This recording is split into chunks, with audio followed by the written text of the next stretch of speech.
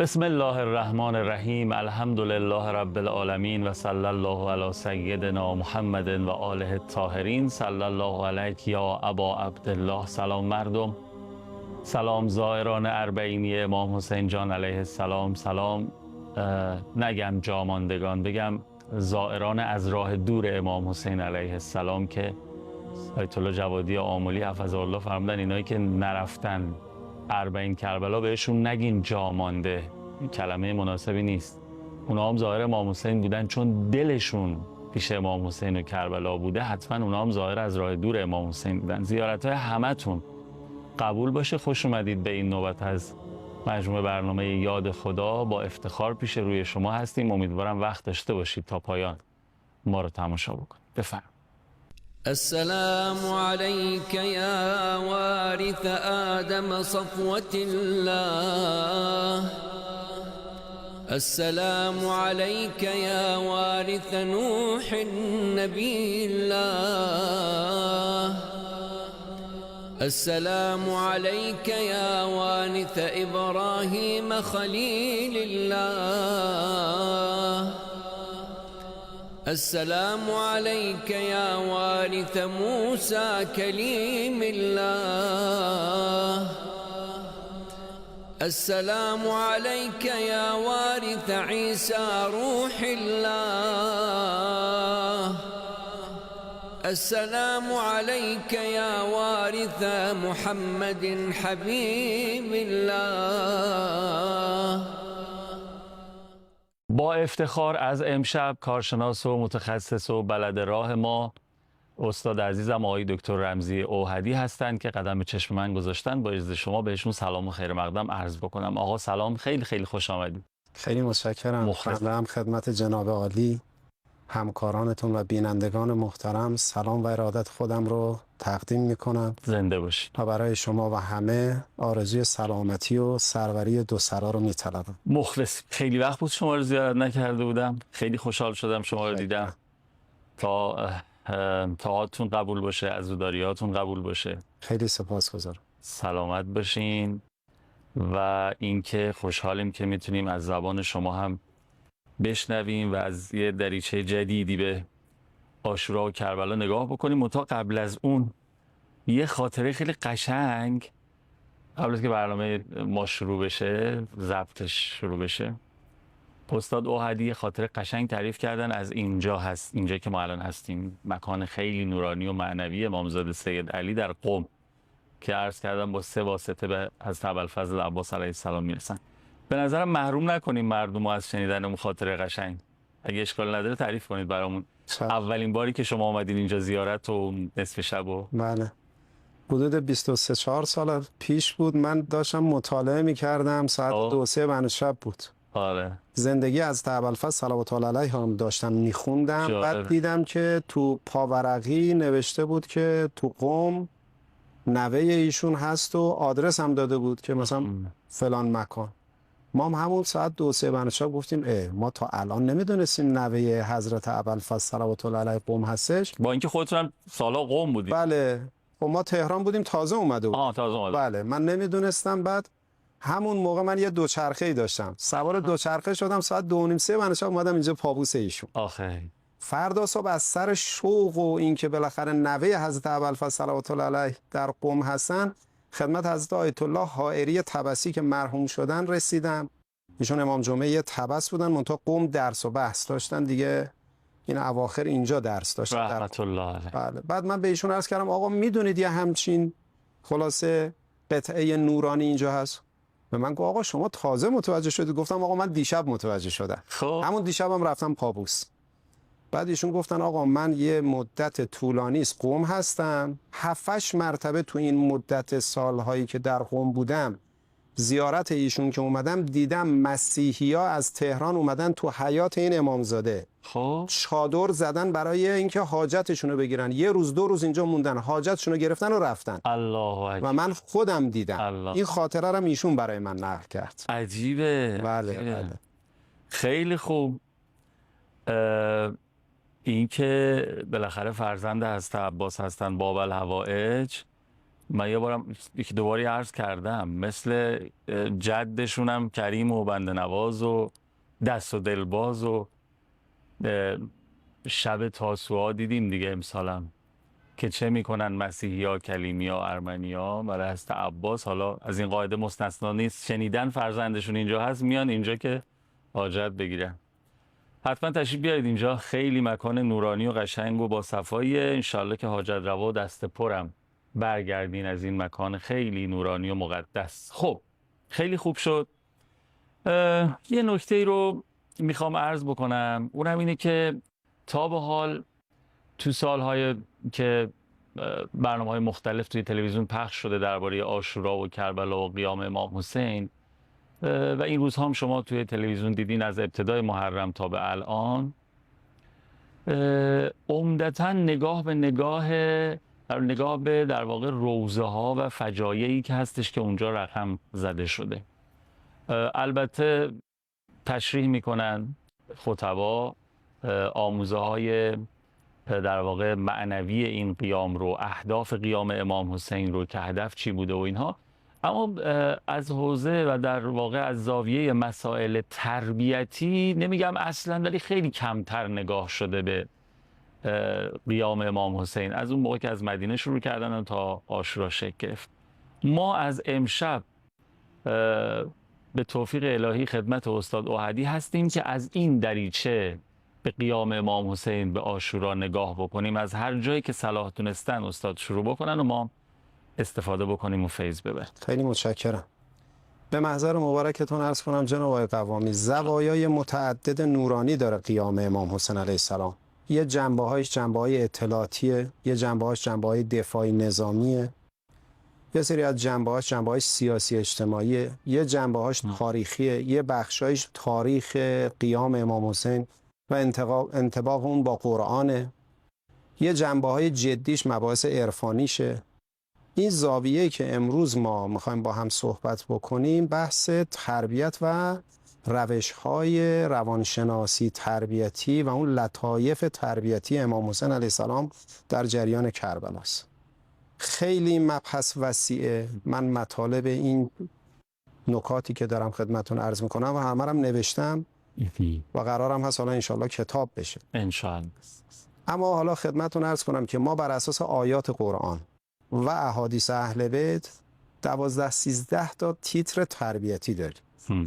تربیت جسمی برای اینا احادیث و آیه داریم، تربیت جنسی، تربیت معنوی، تربیت اقتصادی، تربیت علمی، برای همه اینا هم آیه داریم و روایت. خب ما اینا رو نرفتیم و کم کار کردیم. بله. اون چیزی که امشب ما میخوایم به عنوان یه سرتیتر جدی باش مواجه بشیم تربیت معنویه. چیزی که تو خیلی از روانشناسی های خارج از دین اسلام شما نمیبینید، اصلا روی کرده معنوی نیست. البته اخیراً یک معنوی درمانی هایی در خارج از به اصطلاح ایران تو مکاتب روانشناسی دیده میشه، منتها بازم اون تربیت معنوی که اونا اخیراً بهش رسیدن با این چیزی که ما تحت عنوان تربیت معنوی در دین اسلام داریم تفاوت داره. جناب آقای قوامی، اگر تربیت معنوی شکل نگیره، تربیت علمی انسان رو از بین میبره، تربیت جسمی انسان رو از بین میبره. چرا؟ چون معنویت که بیاد اون علم رو تو مسیر معنویت به کار میگیره. اگر تربیت معنوی نباشه، شما علم هم بهش دست بیابید، میشود بمب اتم رو سر مردم ریختن. اون جنبه‌های علمی که گره قراره از کار بشریت باز بکنه، میبینید بعضی جاها باز نمیکنه. چرا؟ چون دنبال معنویت نیستن، دنبال زرندوزی هن. پس تربیت علمی زمانی به درد میخوره که تربیت معنوی کنارش باشه. درست. همین مبحث رو تو تربیت جنسی دارید. گسیختگی جنسی در غرب ببینید به چه شکلی است، تو اسلام به چه شکلی است. در قرآن کریم ما در ارتباط با تربیت جنسی آیات و در احادیث متعدد در ارتباط با نوع گفتگوی خانم ها در قرآن کریم ما مطلب داریم که خانم ها طنازانه صحبت نکنن. بعضیا مرض دارن تو قلبشون، طمع میکنن. در ارتباط با راه رفتنش، در ارتباط با قوم لوط، میخوام فقط سرشاخه بدم، یه زاویه ذهنی باز بکنم که ما چقدر تو مباحث تربیتی متنوع موضوع مطرح شده نرفتیم سراغش. احادیث تربیتی در ارتباط با تربیت جنسی متعدد داریم. حتی شاید برای شما جالب باشه، ما یه تیتری داریم تحت عنوان تیتر تربیت تغذیه‌ای. چی بخوریم؟ چجوری بخوریم؟ مثلا مرحوم آقای ریشهری یه کتابی دارن به نام احادیث پزشکی، دانشنامه احادیث. بله، پی دی افش هم تو اینترنت هست. ایشون از امام باقر اونجا یه روایتی نقل میکنه. میفرمان امام باقر میفرماد سیبو که میخواد بخورید قبلش بو کنید. حضرت باقر میفرمان که این ارواحی که برای شما تسلط دارن از شما دور بشن. پس معلومه اینا نباید نزدیک شما باشن که باید دور بشن. آره. ببینید این خوراک، یعنی الان یه باب مفصلی تحت عنوان علم پزشکی داریم در ارتباط با تغذیه. ما کلی حدیث داریم در ارتباط با مباحث خوراکی. شاید برای دوستانی که به مباحث فقهی آشنا نیستن جالب باشه که یکی از محکمترین و به اصطلاح کتاب‌های مهم فقهی ما کتاب وسائل شیعه است. درست. 2 جلد این کتاب فقط راجع به تغذیه است. از حدود 15 جلدی که داره 2 جلدش راجع به تغذیه است. پس ببینید این که میگن آقا فلان آقا دکترای تغذیه داره، ما تو اسلام تفصیلش رو 1400 سال پیش داشتیم ولی کار نکرد. حالا بحث تربیت معنوی بود. آقا تو جریان کربلا تربیت معنوی رقم خورده یا نه؟ اول من اینو پاک کنم از ذهن شریف بینندگان. ممکنه بعضی از دوستان این دیدگاه رو داشته باشن که بله حضرت زهرا صلوات الله علیها میدونستن بچه‌هاشون قراره امام بشن، دیگه تلاشی برای تربیت اقتصادی، تربیت علمی، تربیت اخلاقی، تربیت معنوی اینها انجام نمیدادن، در حالی که اینطور نیست. موقعی که احادیث رو میبینید، سیره حضرت زهرا رو میبینید نه در عالم ماده باید کار کنی. مثل اون طرف نباشه که زانوی شتر رو نبست. رسول الله فرمودن چرا نبستی زانوی شتر رو؟ گفت من توکل کردم به خدا. کمکاری خودش رو میخواد بذاره به عهده خدا. رسول الله فرمودن نه، تو عالم ماده باید کار خودت انجام بدی، زانوی شتر رو ببند. اگر قراره یک امام بعدی رو به عنوان امام معرفی بکنه، قطعا این امام کار تربیتی روش تو منزل اتفاق افتاده. احسن. بعد از سیره اهل بیت شما نگاه میکنید میبینید این هست. بعضیا تصورشون بر اینه خب امام باقر قرار بوده امام صادق امام بشه، دیگه با امام صادق کار تربیتی دینی نداره. مادر رها کردن چون میدونستن قرار امامه، در حالی که اینطور نیست. نه، باید تلاش کرد برای سلامتی، یعنی بهداشت روانی. یه بخشی از احادیث ما در ارتباط با بهداشت جسمی است، یه بخشی از احادیث ما در ارتباط با بهداشت روانی. اینها هم انسان بودن، منتها تفاوتش اینه که انسان کامل بودن. اما از اون قوانین و مقرراتی که در دنیا حاکم هست که طبق همون عمل می‌کردن. بله، بچه‌هاشون رو تربیت می‌کردن، غذا می‌خوردن، اصول دینی بله در واقع تربیت می‌کردن و مثل ما دیگه. ببینید ما غذا می‌خوردیم، اونا هم غذا می‌خوردن، ما بچه‌هامون رو تربیت می‌کنیم، تربیت می‌کردن، استراحت می‌کردن. منتها ببینید ما این ذهنیت رو بایستی بذاریم کنار که خب مثلا امام سجاد قرار بوده امام بشه، دیگه امام حسین هیچ کار تربیتی با ایشون انجام نمیداده. من اینو به عنوان مقدمه گفتم. حالا تیتر ما تربیت معنوی اهل بیته. با اجازه شما بریم و برگردیم مفصل توضیحاتشون شروع بکنن. استاد واحدی بفرمایید.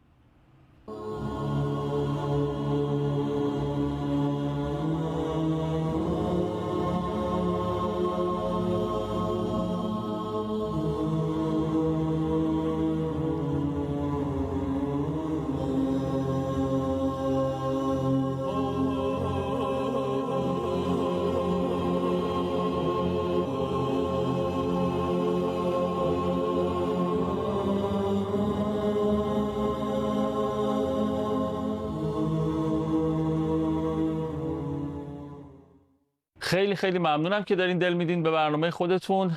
عنوان موضوع ما که استاد اوحدی فرمودن دیگه رسما از الان میخوایم کلید بزنیم به قول تلویزیونیا، شروع بکنیم از زبانشون بشنویم و استفاده بکنیم. تربیت معنوی اهل بیت هست. حالا اینجا اختصاصی در قیام امام حسین و کربلا که چطور امام حسین فرزندانشون رو تربیت کردن تو همون فضای کربلا و عاشورا. بسم الله.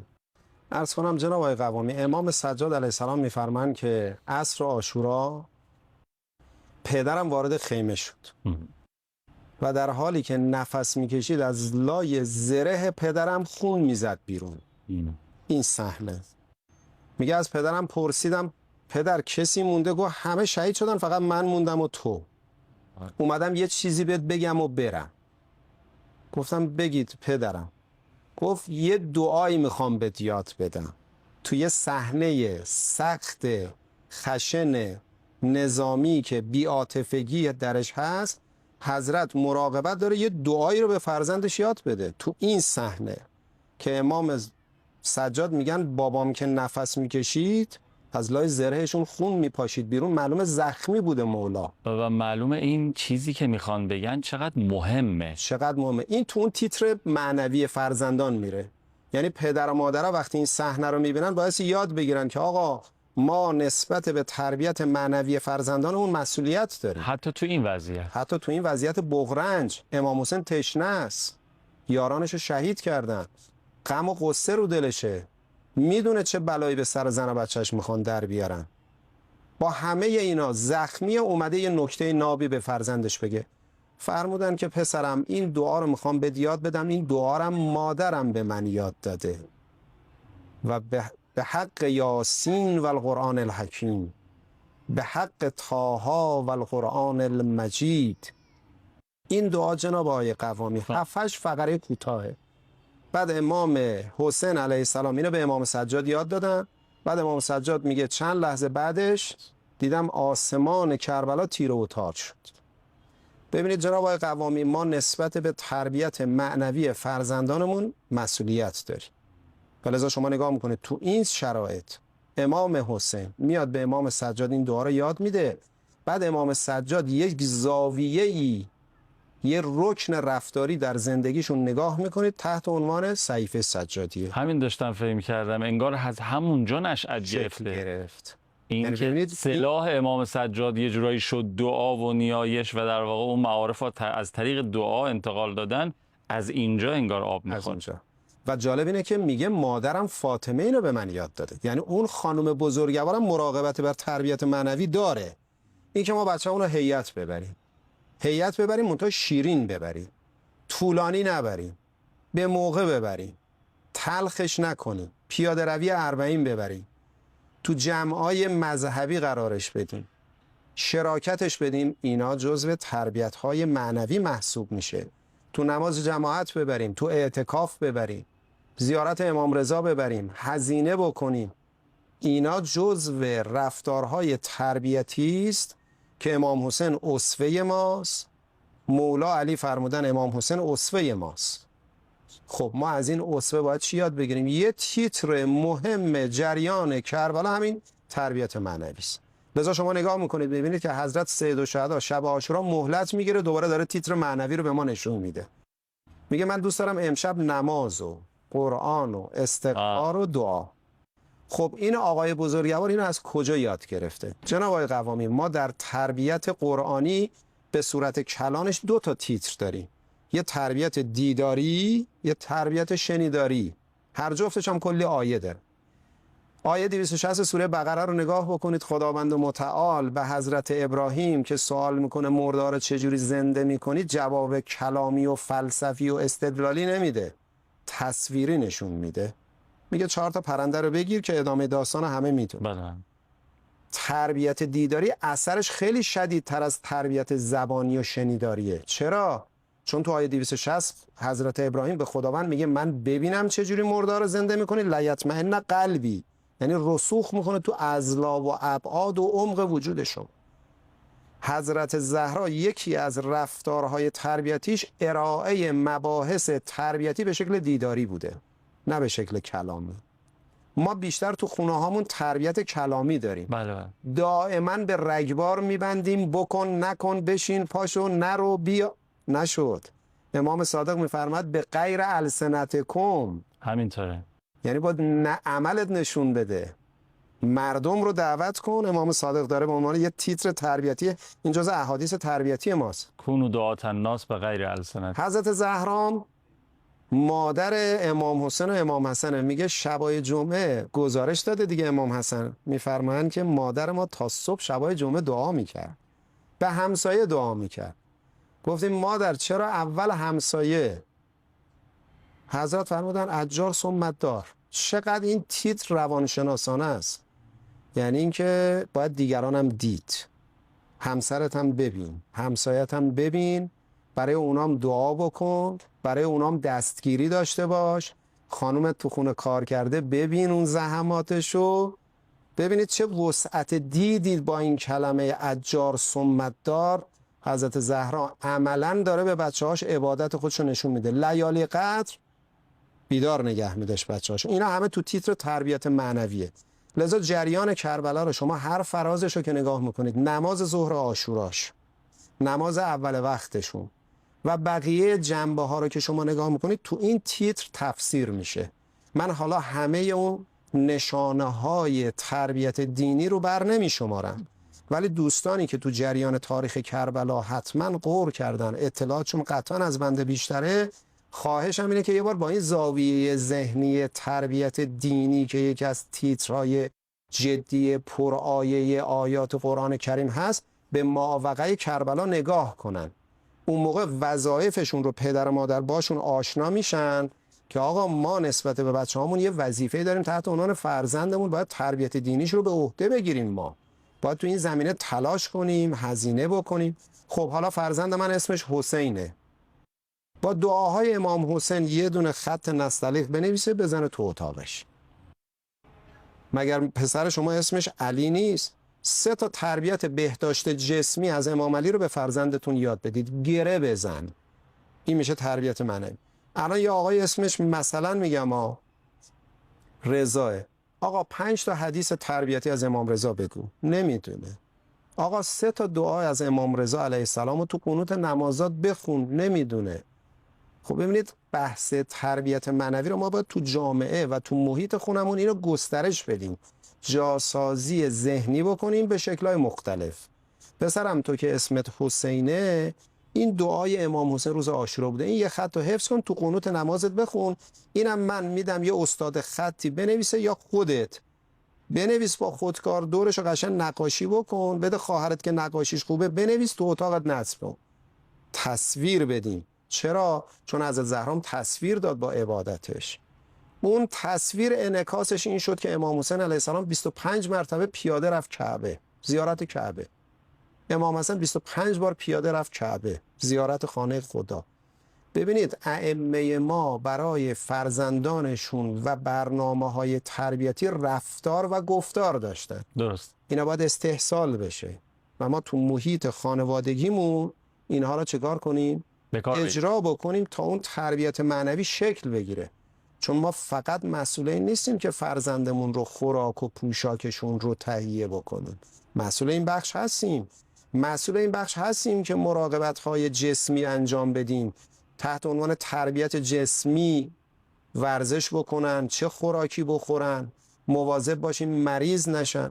اینا سر جای خودش محفوظ. ما برای اینا هم کلی حدیث و روایت داریم، حتی برای ورزش کردن هم ما حدیث داریم، تو بخش بهداشت جسمی، تو بخش بهداشت جنسی، بهداشت روانی، تو بخش تربیت معنوی. اینا رو باید در معرض قرار بدیم و اینا رو باید درش درنگ بکنیم که آقا امام حسین علیه السلام چطور شده تو جریان کربلا هیچ جوری نمیتونی شما تو هیچ حادثه‌ای او رو از خدا نمیتونی جدا کنی. بعد حضرت اونجا یه جمله‌ای داره میفرماد خدایا این صحنه رو چون تو میبینی برای من سخت نیست. ببینید این مصیبت نمیتونه حسین ابن علی رو از خدا و یاد خدا جدا کنه. این یعنی تربیت معنوی. ما چکمون برمیگرده از خدا، برمیگردیم پشت کنکور میافتیم دیگه نماز نمیخونیم، تو زندگی دوچار جذر و مدهای عاطفی میشیم، با خدا و اهل بیت قهر میکنیم. کوپ از تربیت معنوی. اصلا مصیبت از مصیبتی که به امام حسین وارد شد بالاتر که نداریم. همه دنیا دارن براش گریه میکنن. باز آخرین کلامش الهی رضا به قضائک تسلیما لامرک. چه ذکاوت زیبایی به کار بردید، جمله رو تکمیل فرمودید. خیلی عجیبه. نه واقعا عجیبه و درس آموز به تعبیر شما. فقط خدا به ما این در واقع آگاهی رو بده، این بصیرت رو بده، بتونیم اینا رو از دل فرمایشات شما بکشیم بیرون، به کار بگیریم و تو زندگی ازشون بهره مند بشیم. خدا خیرتون بده. خیلی استفاده کردیم. بزرگوارید. اجرتون با حضرت زهرا. عواملی ندارین؟ سلامتی. ان شاءالله این بحث ادامه میدیم از شب‌های دیگه. خیلی ممنونم که تا پایان برنامه خودتون تماشا کردین. اشاره کردن به شب‌های قدر که حضرت زهرا آب میپاشیدن به صورت بچه‌هاشون که بیدار بمونن، بهره مند بشن از اون فضای معنوی شب‌های قدر. میگم که از حضرت مادر ازشون میخوام که کاش برای مام مادری کنن. حتی شما که گلین کارتون درسته، من خودم و مثل خودم رو میگم. برای مام مادری کنن، به صورت مام یه آبی بپاشن، بلکه از خواب غفلت، از خواب غرق شدن در روزمرگی های زندگی بیدار بشیم به معنای واقعی کلمه، به حق امام حسین فرزندشون پاره تنشون. الهیا